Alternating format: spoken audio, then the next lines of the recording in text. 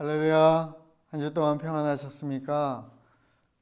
코로나가 2단계로 격상되면서 다시 영상으로 예배드리게 되었습니다.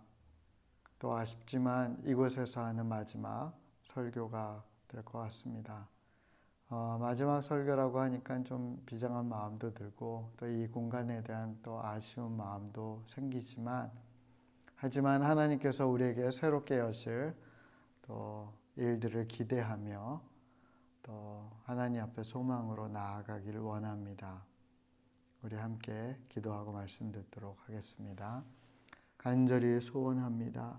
하나님, 어떤 장소나 눈에 보이는 것, 그것에 제한받는 것이 아니라 도리어 하나님 흩어질수록, 도리어 하나님 잃어갈수록 더 하나님의 생생한 성령의 역사를 경험하게 하시고 도우심을 경험하게 하시고 하나님의 능력을 경험하게 하여 주셔서 정말 하나님의 나라가 이 땅에 임하는 주의 뜻이 이 땅 가운데 성취되는 일에 또 우리 샘교회와 또 믿는 많은 사람들이 쓰임받을 수 있도록 주님 축복하여 주시옵소서.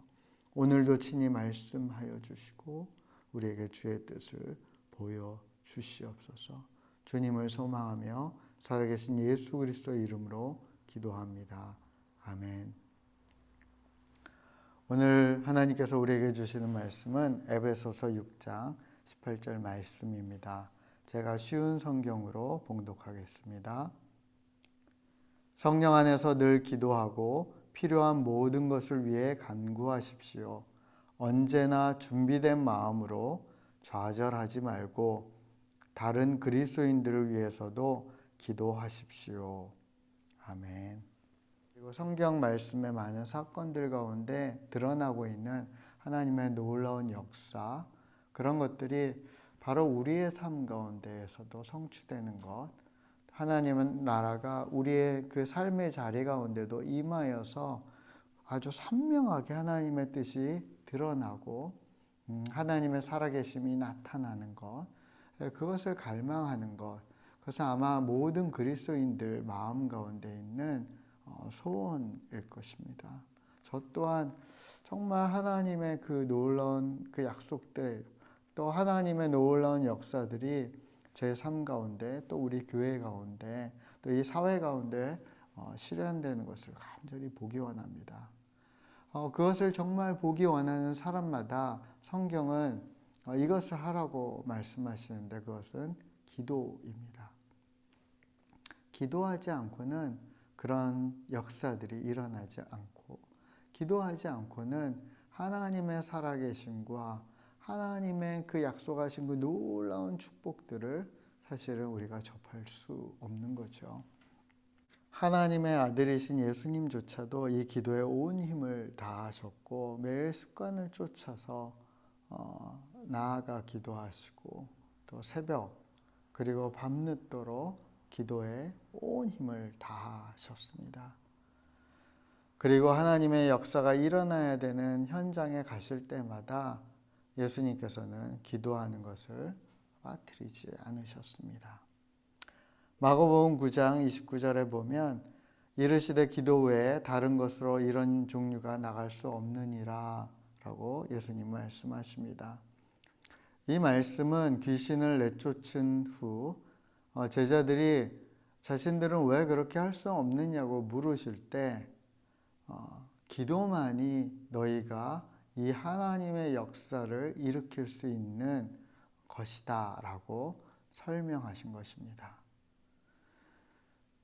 그 일에는 예수님도 예외가 없으셨죠. 예수님 역시 기도를 통해서 하나님의 놀라운 역사와 기적들을 일으키셨기 때문이 그렇습니다. 이것은 성령의 어떤 역동적인 역사 속에서 큰 부흥을 경험했던 사도행전의 초대교회의 모습 가운데도 늘 발견되는 것입니다.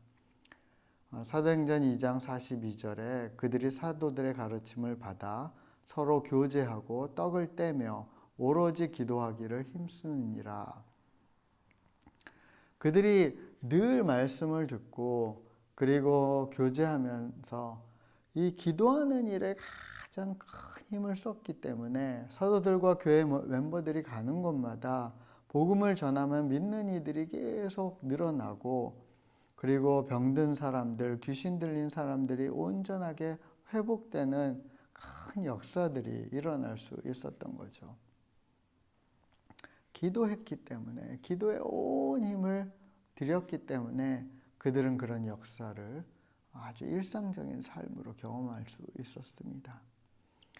성경은 분명히 말씀하십니다. 골로새서 4장 2절입니다. 항상 기도하며 깨어 있으십시오. 기도할 때마다 감사를 드리십시오. 데살로니가전서 5장 16절에서 18절 말씀입니다. 항상 기뻐하라, 쉬지 말고 기도하라, 범사에 감사하라. 이것이 그리스도 예수 안에서 너희를 향하신 하나님의 뜻이니라. 이 구절들을 보면 항상 기도하라고 말씀합니다. 기도해야만, 기도를 멈추지 않고 계속 이어가야만 하나님의 역사의 그 현장, 그 중심에 설 수 있다라고 성경은 분명하게 말씀하는 것입니다. 그런데 이 항상 깨어서 기도하라는 이 말씀들에 공통적으로 또 더해지는 요구가 있는데, 그것은 감사하라예요. 그러니까 기도할 때마다 감사하라. 쉬지 말고 기도하고 범사에 감사하라. 이 감사가 기도를 더욱더 힘있게 하고, 이 감사가 기도를 항상 쉬지 않고 계속 할 수 있도록 도와주기 때문에 그렇습니다. 우리가 기도하고 바로 응답받고, 그리고 기도하면서 그냥 은혜를 충분히 맛볼 때는 누가 시키지 않아도 감사하고 기쁘죠. 하지만 문제는 기도가 늘 그렇게 즉각적으로 응답되고 늘 그냥 은혜 모드에 살아갈 수 있는 게 아니잖아요. 많은 경우 오히려 기도하고 응답을 받기 위해서 오랫동안 기다리고, 그리고 기도했는데도 불구하고 삶의 자리는 여전히 내가 간구한 것과는 좀 다른 양상으로 흘러가는 것을 바라보면서 이것이 어떻게 되는지에 대해서 상고하면서 또 기다려야 될 때가 있죠. 그럴 때 사실은 정말 우리의 시야는 점점 좁아지게 되고 우리의 마음도 점점 좁아지게 되죠. 그때 성경이 우리에게 주시는 힌트는 감사하라는 거예요.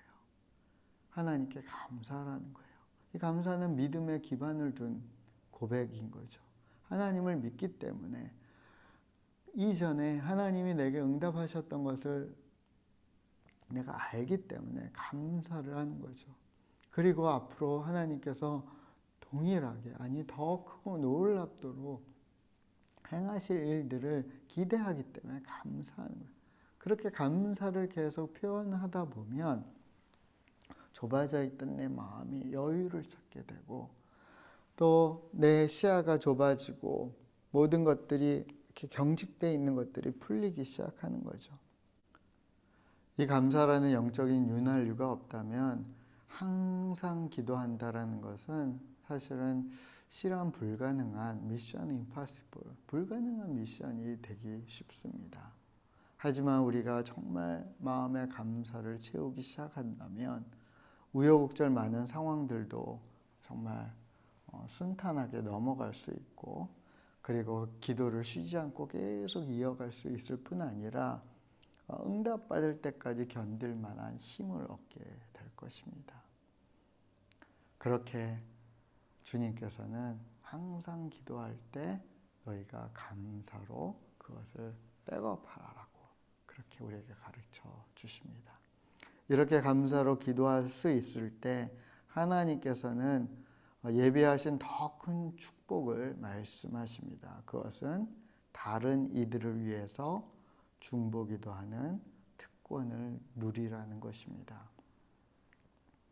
디모데전서 2장 1절입니다. 첫째로 모든 사람을 위해 간구하며 기도하십시오. 다른 사람을 위해 중보기도하는 것을 잊지 말고 감사하는 마음을 가지십시오. 야고보서 5장 16절입니다. 그러므로 너희 죄를 서로 고백하며 병이 낫기를 위해 서로 기도하라. 의인의 간구는 역사하는 힘이 큼이니라. 그러니까 디모데전서 2장 1절은 모든 사람을 위해서 간구하고 기도하십시오. 중보기도하는 것을 잊지 마십시오. 그런데 그거 할 때 꼭 감사하는 마음을 가지십시오.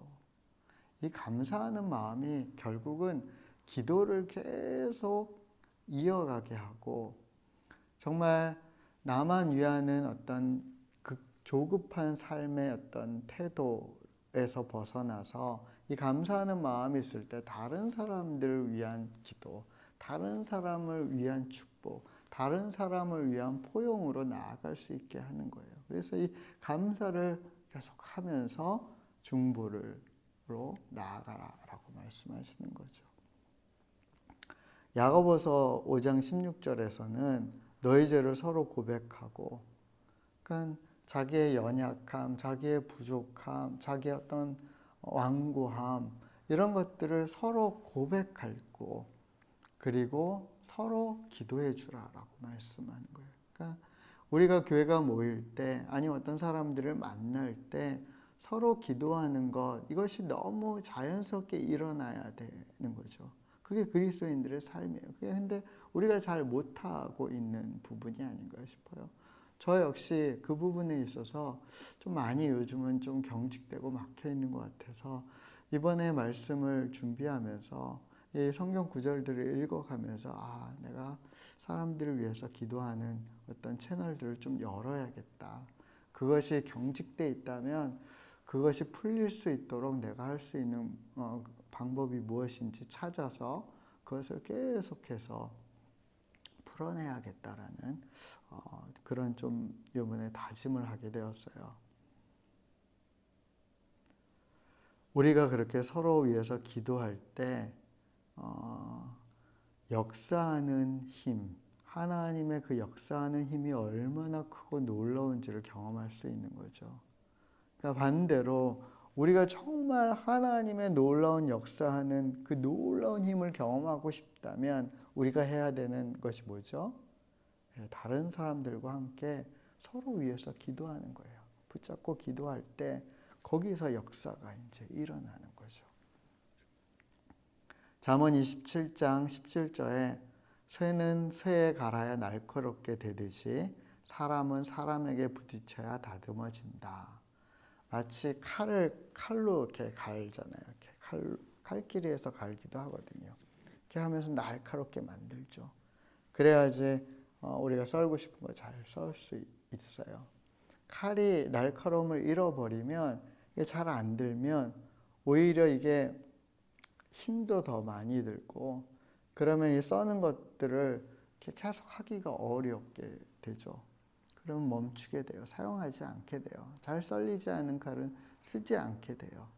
하지만 계속해서 갈아서 날카로워진 칼은 쓰임새 있게 필요할 때마다 먹을 때마다 음식을 준비할 때마다 사용하게 될 거예요. 마찬가지로 우리의 기도가 정말 날카롭고 예리해서 기도하는 것마다 정말 새로운 역사를 일으키고 필요 없는 부분을 그냥 도려내고 근심 걱정을 도려내고 염려를 도려내고 부패를 도려내고 우리 안에 있는 죄악을 도려내고 연약함을 도려내고 이 사회의 불의함과 악함을 도려내고 그리고 하나님의 놀라운 은혜들과 하늘로부터 임하는 역사들을 받아들일 정도로 기도가 우리가 날카롭다면 우리가 쓰겠죠. 계속 쓰겠죠.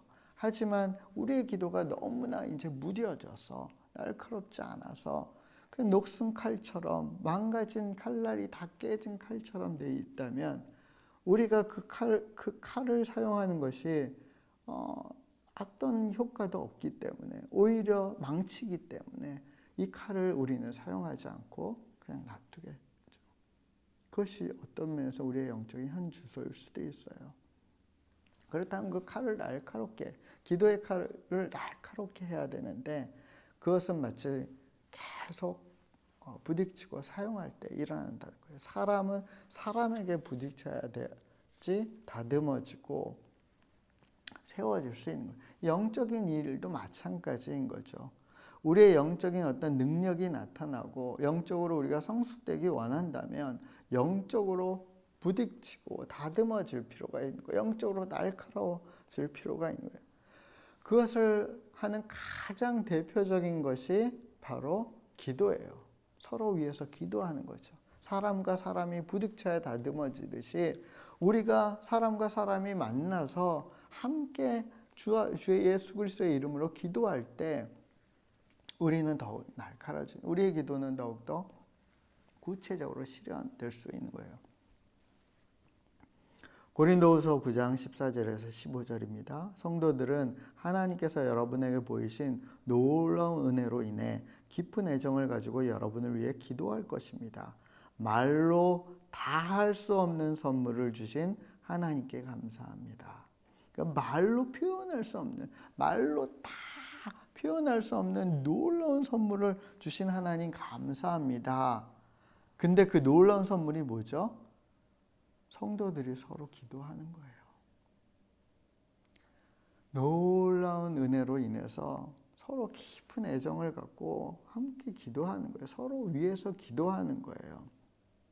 왜냐하면 그 기도 가운데 놀라운 역사들이 일어날 것이기 때문에, 그 기도 가운데 우리가 기대하지 못했던 필요한 것들이 드러날 것이기 때문에, 우리에게 주어질 것이고 서로에게 선물처럼 실현될 것이기 때문에 고린도후서 9장은 말로 다 할 수 없는 선물이라고 표현해요. 성도들이 서로 기도하는 것이.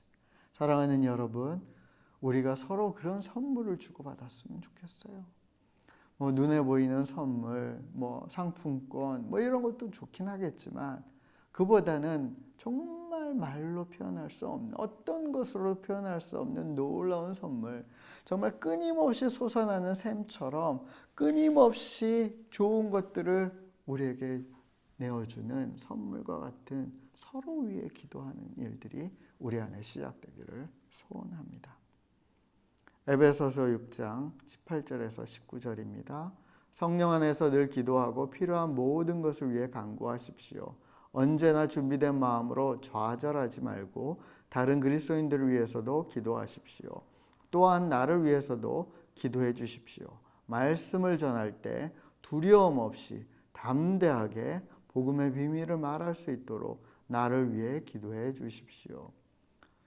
성령 안에서 늘 기도하라. 그게 첫 번째고요. 두 번째는 기도의 범위가 필요한 모든 것을 위해서 기도해라. 어떤 것에도 제한을 두지 말고 영적인 일이나 육적인 일이나 모든 필요한 것을 위해서 서로 기도하라. 세 번째는 언제나 준비된 마음으로 좌절하지 말고 기도하라. 이 준비된 마음이 다른 구절들로 푼다면 감사하는 마음이죠. 그러니까 언제나 감사하는 마음, 언제나 하나님께서 우리에게 주실 것을 받을 준비가 돼 있는, 응답을 받을 준비가 돼 있는, 하나님의 역사를 수용할 수 있는 준비가 돼 있는 마음, 감사하는 마음으로 있을 때 우리는 좌절하지 않고 절망하지 않고 실망하지 않고 기도할 수 있다라고 말씀하는 거예요.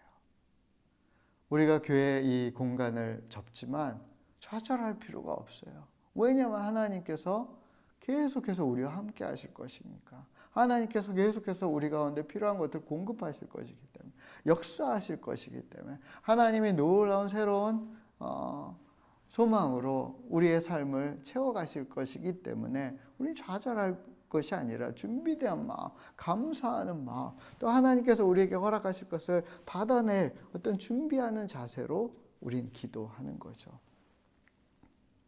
그러면서 뭐라고 말씀하시죠? 또한 다른 그리스도인들을 위해서, 즉 서로 위해서 기도하라라고 말씀하세요. 그리고 마지막으로 특별히 복음 전도를 위한 기도를 빼먹지 마라. 이거는 사도 바울이 다른 서신서에서도 몇 차례 강조하는 말씀이죠. 사랑하는 여러분, 오늘 특별히 서로 위해서 기도하는 것을 우리가 그러면 어떻게 우리의 삶의 일상처럼 늘 매일매일 너무 자연스럽게 교회에서 교인들이 모일 때, 우리 성도들이 모일 때도 너무 자연스럽게 서로 기도해 주고, 가정에서 남편과 아내가 서로 위해서 기도하고, 우리 자녀를 위해서 기도하고, 함께 기도하고, 회사나 아니면 다른 삶의 공간에서도 만나는 사람들 위해서 기도해 주고, 서로 기도해 주는 그런 일들이 일상처럼 일어나기 위해서 우리가 어떻게 하면 좋을까에 대해서 좀 더 말씀을 살펴보았으면 좋겠습니다. 가장 대표적인 모범은 예수님이시죠. 예수님에 관련된 말씀을 조금 살펴보려고 하는데요. 마태복음 8장입니다. 예수께서 베드로의 집에 들어가 그의 장모가 열병으로 앓아 누우신 것을 보시고 그의 손을 만지시니 열병이 떠나가고 여인이 일어나 예수께 수종들더라. 마태복음 14장 14절입니다. 예수께서 나오사 큰 무리를 보시고 불쌍히 여기사 그 중에 있는 병자를 고쳐주시니라. 누가복음 6장 10절입니다. 무리를 둘러 보시고 그 사람에게 이르시되 내 손을 내밀라 하시니 그가 그리하매 그 손이 회복된지라. 손 마른 자를 회복시키신 사건이고요. 누가복음 7장 보시면 주께서 과부를 보시고 불쌍히 여기사 울지 마라 하시고 가까이 가서 그 관을 손에 대시니 맨 자들이 서는지라. 예수께서 이르시되 청년아 내가 내게 말하노니 일어나라 하시매 죽었던 자가 일어나 앉고 말도 하거늘 예수께서 그를 어머니에게 주시니. 나인성 과부 아들을 살리신 이야기이고요. 누가복음 17장입니다. 한 마을에 들어가시니 나병 환자 10명이 예수를 만나 멀리 서서 소리를 높여 이르시되 예수 선생님이여 우리를 불쌍히 여기소서 하거늘 보시고 이르시되 가서 제사장들에게 너희 몸을 보이라 하셨더니 그들이 가서 깨끗함을 받은지라. 요한복음 5장입니다. 거기 38해 된 병자들이 있더라. 예수께서 그 누운 것을 보시고 병이 벌써 오래된 줄을 아시고 이르시되 네가 낫고자 하느냐? 병자가 대답하되 주여 물이 움직일 때 나를 못에 넣어줄 사람이 없어 내가 가는 동안에 다른 사람이 먼저 내려가나이다. 예수께서 이르시되 일어나 네 자리를 들고 걸어가라 하시니 그 사람이 곧 나아 자리를 들고 걸어가니라. 여러분, 이 말씀들에 공통적으로 나오는 한 단어가 있는데 그것은 보시고. 예수님께서 어떤 사람을 보시고 그리고 예수님께서 그들의 필요 또 그들의 영적인 상태 그들의 어떤 삶의 자리를 보시고 그것을 치료하시거나 하나님 안에서 온전한 회복이 일어나도록 하시는 것. 물론 예수님께서 어떤 선언적인 말씀을 통해서 하시죠. 아니면 터치하시거나 그런 역사들을 일으키세요. 사람들을 보실 때마다 예수님께서는 그런 역사들을 일으키시죠. 이런 모습은 사도들에게도 발견되거든요. 사도행전 3장을 보니까 베드로와 요한이 성전에 들어갈 때 구걸하는 사람이 있을 때 베드로와 요한이 더불어 주목하여 이르되 우리를 보라 하니 그가 그들에게 무엇을 얻을까 하여 바라보거늘 베드로가 이르되 은과 금은 내게 없거니와 내게 있는 것으로 너에게 주노니 나사렛 예수 그리스도의 이름으로 일어나 걸으라. 사도행전 14장입니다. 루스드라의 발을 쓰지 못하는 한 사람이 앉아 있는데 안진뱅이에요. 걷지 못하게 되어 걸어본 적이 없는 자라. 바울이 말하는 것을 듣거늘 바울이 주목하여 구원받을 만한 믿음이 그에게 있는 것을 보고 큰 소리로 이르되 내 발로 바로 일어나라 하시니 그 사람이 일어나 걷는지라. 그러니까 예수님처럼 베드로도 바울도 어떤 사람을 만나서 그들을 보고 주목하여 본다고 특별히 주목하여 보고 예수의 이름으로 그들을 치유하시죠. 병을 고치고 회복시키는 역사를 일으키세요. 보고 치유하고 보고 고치고 주목하여서 회복시키는 역사들을 일으키세요. 사실 우리들도 매일 많은 사람들을 만나고 마주하고 그리고 바라보죠. 근데 우리는 사실 많은 경우 그냥 거기까지잖아요. 그 다음에 하나님의 역사들이 일어나지 않아요. 왜 그렇죠? 다음 구절은 예수님께서 죽은 나사로를 살리신 이야기입니다. 이 말씀을 살펴보면 41절에 보면 그때 예수님께서 고개를 들어 하늘을 보시며 말씀하셨습니다. 아버지, 지금까지 제 말을 들어주셔서 감사합니다. 아버지께서는 언제나 제 말을 들으시는 줄을 제가 압니다. 그러나 저는 주위에 있는 이 사람들을 위하여 그들의 아버지께서 저를 보내셨음을 믿게 하기 위해서 이 말을 하는 것입니다. 예수님께서 이 말씀하신 후 큰 소리로 말씀하셨습니다. 나사로야 나오너라. 죽은 사람이 밖으로 나왔습니다. 그러니까 다른 구절들, 제가 아까 쭉 읽어드렸던 다른 구절들에서 생략되어 있는 말씀이 이 요한복음 11장 이 사건에는 구체적으로 드러내서 예수님이 설명하고 계세요. 그전 구절들은 뭐였죠? 다 어떤 사람들을 만나서 보시고 나아라 아니면 만지심을 통해서 치유하시고 회복하고 하나님의 역사에 놀라운 은혜를 경험하게 하셨어요. 그래서 그냥 예수님을 만나면 예수님이 보시면 다 그냥 그렇게 되는 것처럼 우리는 알고 있지만 이 죽은 나사로를 살린 사건을 보면 예수님께서는 고개를 들어서 하늘을 보시고 하나님을 바라보시고 기도하셨던 거예요. 아버지, 지금까지 제 말을 들어주셔서 감사합니다. 아버지께서 언제나 제 말을 들으신 줄 나는 압니다. 그러니 하나님 이 나사로를 내가 예수의 고칠 때 주님 역사하시옵소서. 그렇게 기도한 거죠. 그리고 그 기도한 것을 이제는 믿기 때문에 선언하는 거예요. 나사로야 일어나라. 그때 역사가 시작되는 거예요. 사랑하는 여러분, 우리가 사람들을 바라보는 것은 늘 하지만 그 바라봄과 동시에 우리는 하늘을 바라볼 필요가 있는 거죠.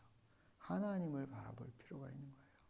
그때 기도가 시작되고 그때 내 앞에 있는 사람을 위한 기도하는 마음들이 열리게 되는 거죠. 하나님의 마음으로 그를 위해서 중보하는 것들을 할 수 있는 기회가 열리는 것입니다. 그렇게 하나님을 바라보고 이 사람을 바라보고 우리가 기도하기 시작할 때 하나님께서 우리를 통해서 또 그 상대방이 나를 위해서 기도함을 통해서 우리는 하나님의 역사를 경험하게 될 것입니다. 실질적으로 우리가 가정에서 어떤지 좀 한번 살펴볼까요? 여러분 남편이나 아내나 자녀들을 바라볼 때 어떻습니까? 그들을 바라보면서 그들 안에 있는 하나님의 놀라운 형상과 그리고 하나님의 역사하심을 기대하면서 하나님께서 그들을 향한 마음을 바라보십니까?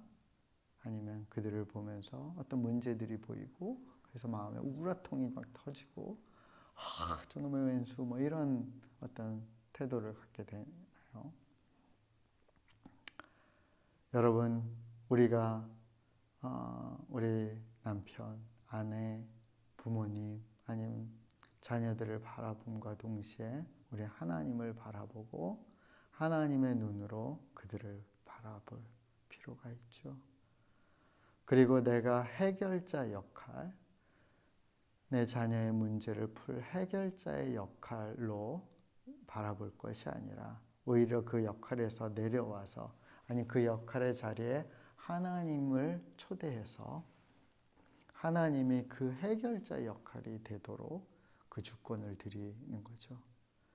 그렇게 할 때 우리는 자연스럽게 문제를 풀어야 되는 사람으로서의 갖는 어떤 답답함이나 어떤 안타까움이나 원망이 아니라 중보하는 마음, 기대하는 마음, 또 하나님께서 변하실 것을 감사함으로 준비하는 마음으로 바라볼 수 있게 되고 기도할 수 있는 거죠. 이것은 뭐 친구나 지인들이나 회사 동료들이나 아니면 여러 이유로 만나는 모든 이웃들에게도 동일하게 해당되는 이야기입니다. 물론 우리가 보는 모든 사람들, 만나는 모든 사람들을 위해서 기도하는 것은 사실 어떻게 보면 현실적이지 않고 좀 버거운 일일 수도 있을 거예요. 예수님이나 사도들도 그냥 모든 무리들을 향해서 다 그렇게 기도한 것은 아니고 어떤 사람들을 보시고 믿음이 있는지, 그들과 함께 기도할 수 있는지, 그들이 진심으로 이것을 받아들일 수 있는지 주목하고 그리고 기도했죠. 우리도 사도들처럼 특별히 필요한 사람, 우리가 함께 마음을 모아서 기도할 수 있는 사람들을 주목할 필요가 있고, 주목하는 데서 그치는 것이 아니라 그들과 기도를 시작할 필요가 있습니다. 그래서 특별히 우리가 이렇게 만나는 사람들을 보고 그리고 뭔가 저 사람과는 좀 기도해야겠다라는 마음을 갖고 기도하는 거, 내가 우리 가족들을 보고 그래서 끝나는 게 아니라 지금 이 시간 이 자리에서 기도해야겠다. 그래서 붙잡고 기도하는 것, 그걸 좀 한마디로 얘기해서 주목기도라고 하고 싶어요. 그러니까 주먹이 아니라 주목해서 기도하는 것. 이거를 우리가 일상화할 필요가 있는 거죠. 특별할 때 어떤 상황들을 주목하고, 그다음 마음의 상태를 주목하고, 그리고 상대방이 받아들일 수 있다면 함께 손을 잡고 기도해야 되고, 상대방이 좀 그런 마음의 준비가 되어 있지 않다면 우리의 마음으로 그들을 바라보면서 기도하는 것, 주목 기도를 우리가 시작할 필요가 있는 거죠. 복음서를 읽으면서 예수님이 그렇게 걸어가시다가 주목하고 바라보시고 기도하시는 경우도 있지만 때로는 찾아오는 경우도 있더라고요. 마태복음 9장 2절을 보면 침상에 누운 중풍병자를 사람들이 데리고 오거늘 예수님께서 그들의 믿음을 보시고 중풍병자에게 이르시되 작은 자야 안심하라 네 죄를 사함 받았느니라. 그리고 그 사람은 나음을 입었어요. 그러니까 중풍병자를 사람들이 데려오는 것을 보시고 그러니까 그들을 데려오자 기도해 주신 거죠. 그리고 나음을 허락하셨어요. 마태복음 19장을 보면 예수님께서 말씀하셨습니다. 어린아이들이 내게 오는 것을 막지 마라. 하늘나라는 이런 어린아이와 같은 사람들 것이다.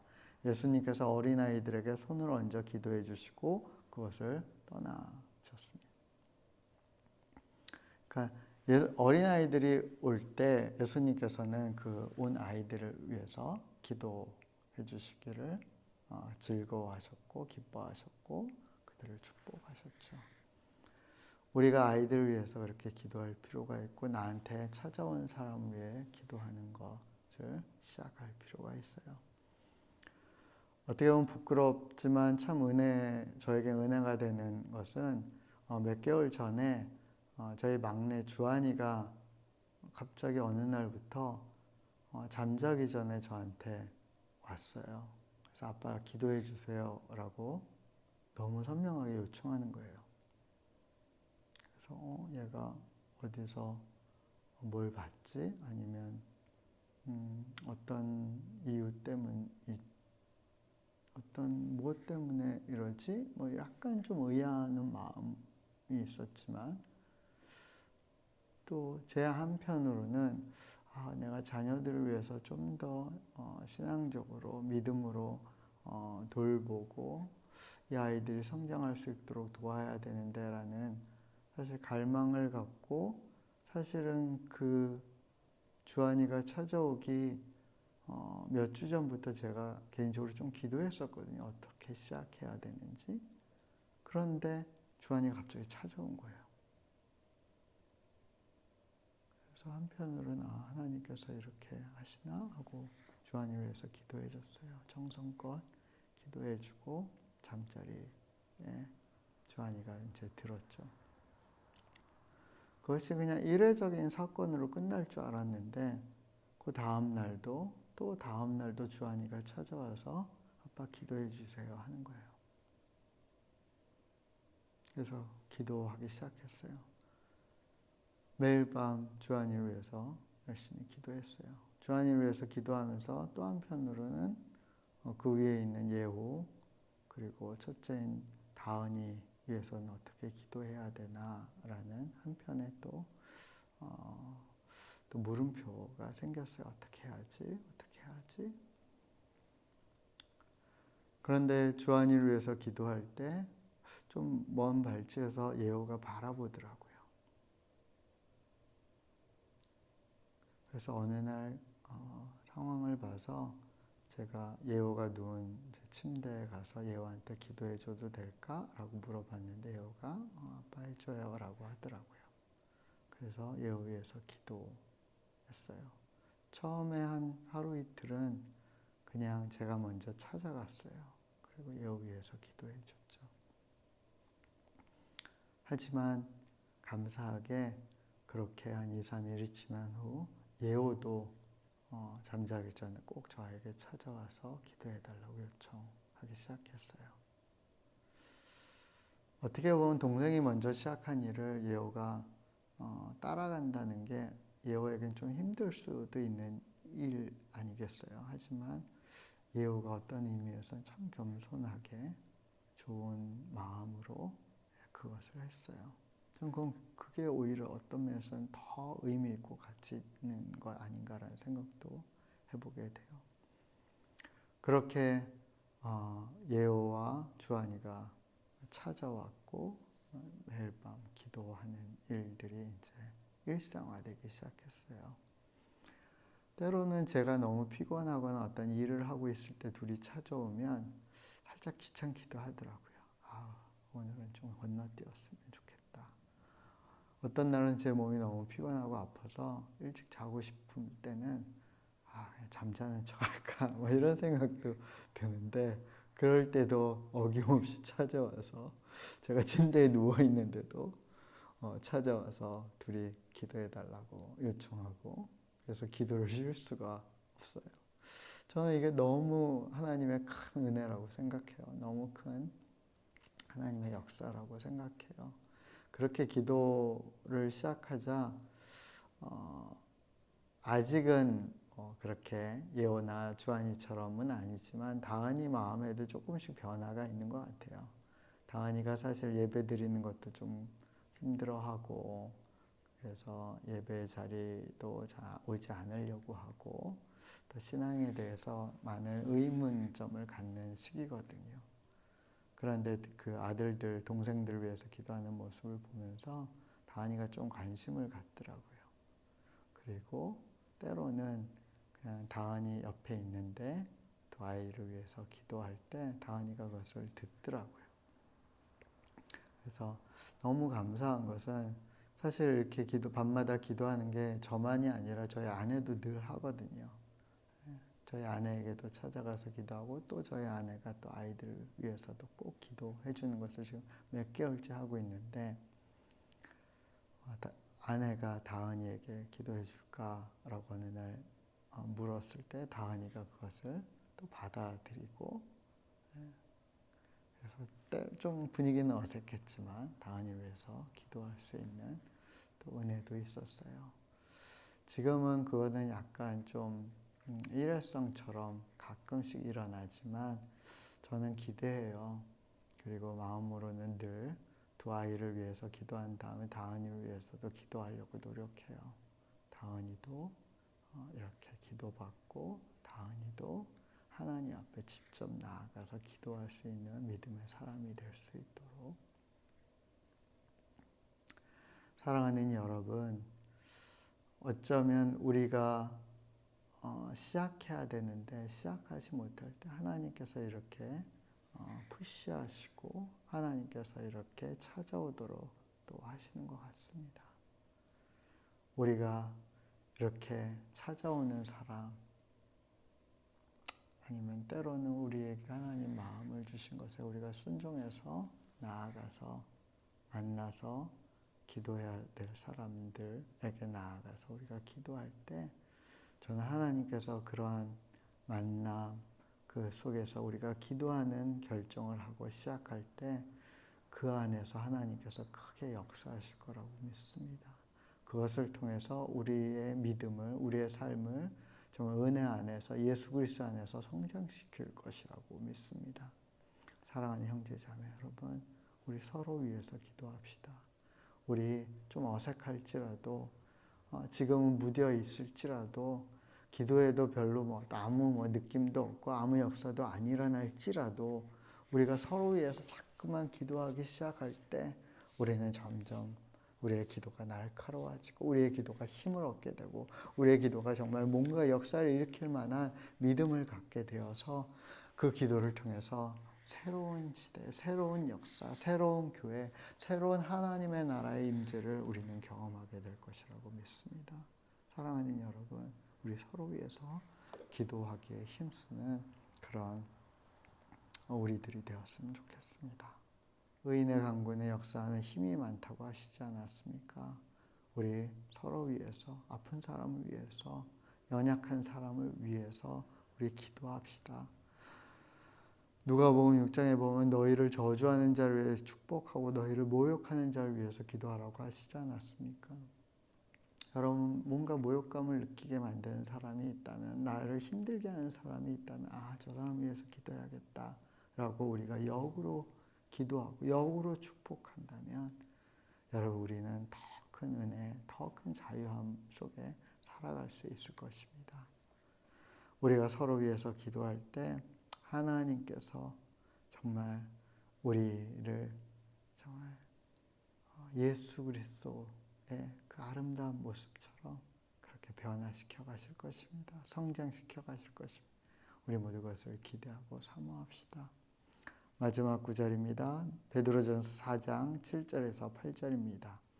만물의 마지막이 가까이 왔으니 그러므로 너희는 정신을 차리고 근신하여 기도하라.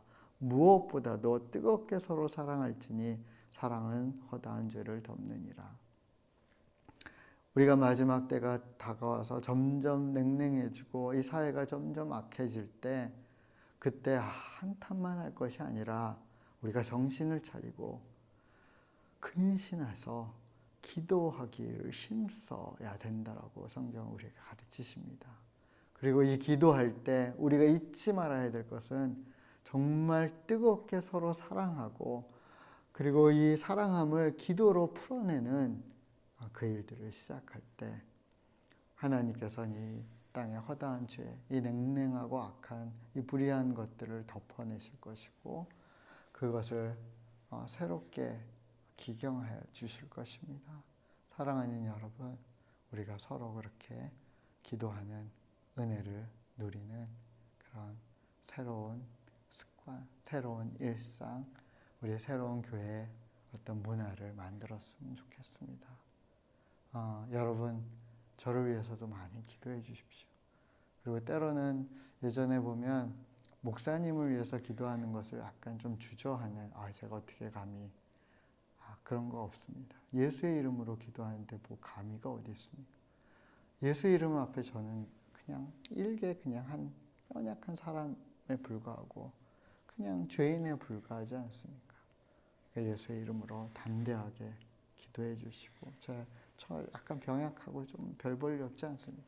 그런 거 위해서도 기도해 주실 때 하나님께서 별 볼일 없는 저를 통해서도 하나님의 말씀을 또 증거하시고 역사하시고 또 사용하실 것입니다. 그리고 저가 또 여러분을 위해서 기도할 때 또 그 안에도 놀라운 일들이 일어날 것을 기대합니다. 우리 그렇게 서로 기도하고 연합하고 우리의 새로운 그런 능력 있는 그런 아름다운 문화를, 삶의 어떤 방식들을, 교회의 새로운 길들을 열어내기를 간절히 소원합니다. 우리 그럽시다. 기도하겠습니다. 감사합니다. 하나님, 우리가 항상 깨어 기도하게 하시고 서로 위해 기도하게 하여 주시옵소서. 서로 찾아가게 하시고 서로 손을 잡게 하시고 서로 중보하게 하여 주시옵소서. 때로는 말로, 때로는 정말 조용히 기도하게 하여 주시옵소서. 때로는 선포함으로, 때로는 간절한 간구와 바람으로 우리 서로 위해 기도하게 하여 주시옵소서. 주저함 없이 다가가 기도하는 우리 모두가 되게 하여 주시옵소서.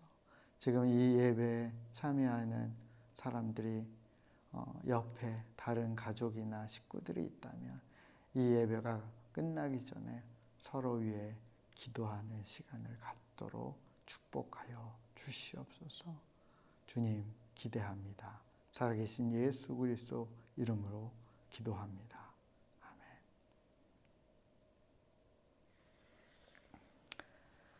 예, 사랑하는 샘교 여러분, 이곳에서